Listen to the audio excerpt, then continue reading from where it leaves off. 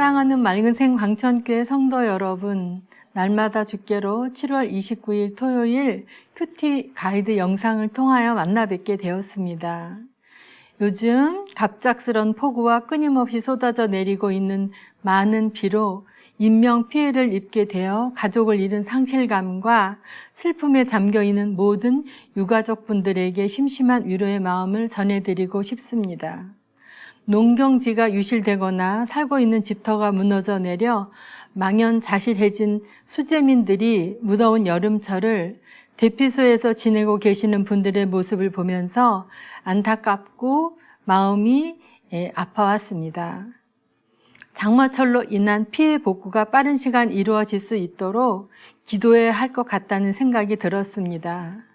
놀라울 정도로 과학이 발달하고 최첨단의 시대를 살아가고 있음에도 불구하고 천재지변 앞에서 속수무책일 수밖에 없는 한없이 나약한 우리들의 모습을 보게 되었습니다.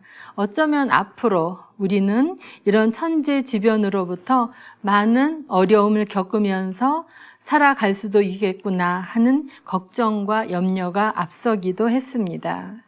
오늘은 잠언 14장 25절에서 35절까지의 말씀을 살펴보려고 합니다. 잠언 14장은 속담 형식의 잠언이 들어있는 부분으로서 대조적인 진술이 나란히 배열되어 반의적 평행법이 두드러지게 나타나고 있습니다. 지혜는 어리석음과 대조되고 의로움은 사악함과 대비됨으로써 의인과 악인의 차이를 분명히 부각시키고 있습니다. 솔로몬은 계속해서 의인과 악인의 특성을 묘사하고 있는데 주로 슬기로운 자와 미련한 자의 표현을 사용하여 대조하고 있습니다. 의인과 악인의 근본적인 차이는 하나님을 경외하는가, 그렇지 않은가의 문제입니다. 이러한 내용은 잠언의 저자인 솔로몬이 계속해서 반복적으로 강조하는 중요한 사상이기도 합니다. 솔로몬이 이렇게 반복적으로 묘사하고 있는 이유는 하나님에 대한 경외 사상이 인생을 좌우할 수 있는 가장 중요한 열쇠이기 때문입니다. 그러므로 솔로몬은 여호와에 대한 태도가 생명과 사망을 결정짓는 가장 중요한 기준임을 확실히 제시하고 있습니다. 참된 지혜는 가난한 자에 대한 태도 속에서도 드러나고 있습니다. 솔로몬은 의인과 악인의 지혜를 대조함으로써 가난한 자에 대한 태도와 관련하여 설명하고 있는 가장 큰 이유는 지혜가 단지 지식의 차원이 아니라 사랑의 차원임을 밝히기 위한 의도라고 볼 수 있습니다. 솔로몬은 지혜가 삶의 전체 영역에서 구체적으로 적용되어야 하는 진리임을 강조하고 특별히 그 시금석으로 가난한 자에 대한 태도를 제시하고 있습니다.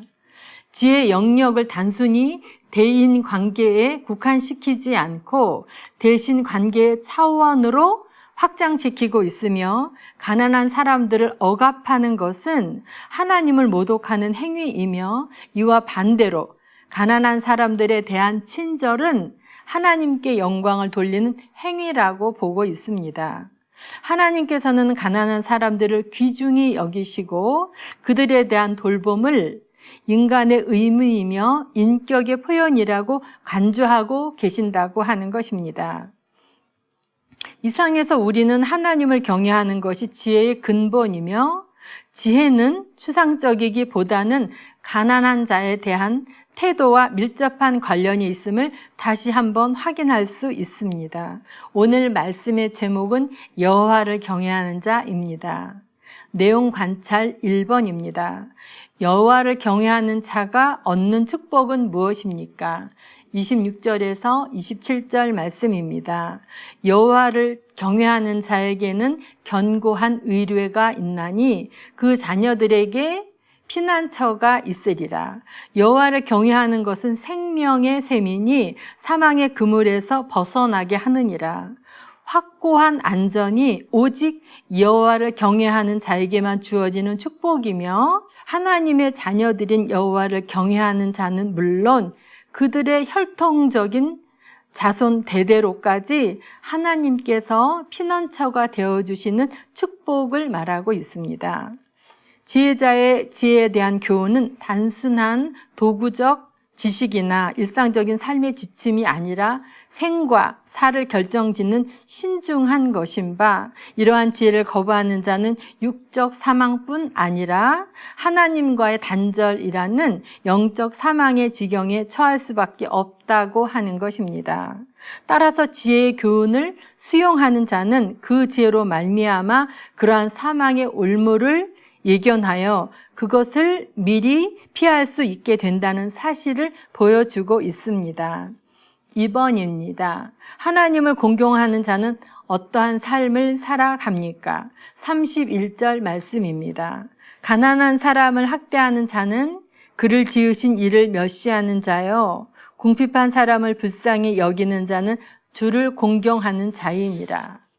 빈부귀천을 물어나고 모든 인간은 하나님의 형상을 따라 지어진 인격적인 피조물로서 하나님 앞에서는 그 한 사람이 모두 천하보다 귀한 존재라는 사실을 반영하고 있습니다. 가난하다고 해서 그를 비난하고 학대하는 것은 그 사람 역시 하나님의 형상을 부여받은 자른 사실에 비추어 하나님 자신과 그 섭리를 멸시하는 것이 된다는 말입니다. 가난한 자에 대한 구제와 호의는 본서에 나타난 지혜의 중요한 실천 원리 중에 하나이며 성경 전반에 걸쳐 언급되고 있는 중요한 신앙적 지침의 하나라고 볼 수 있습니다. 3번입니다. 악인과 의인의 결말에는 어떠한 차이가 있습니까? 32절 말씀입니다.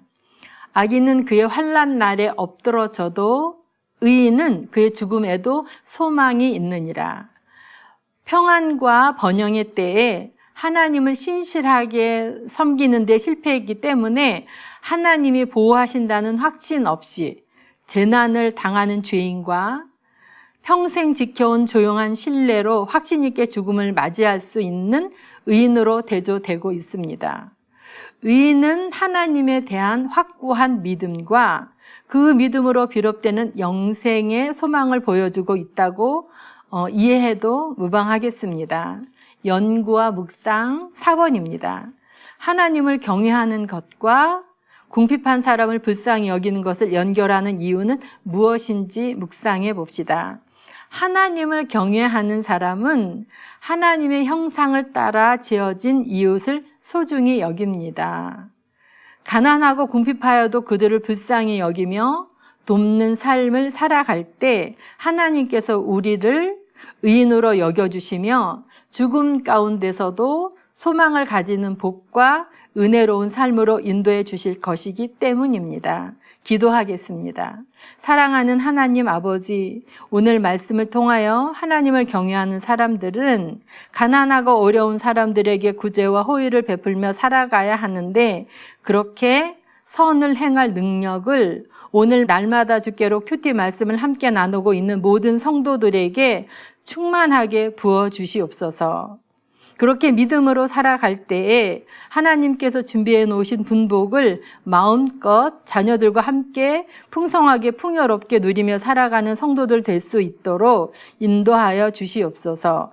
예수 그리스도 이름으로 기도드리옵나이다. 아멘.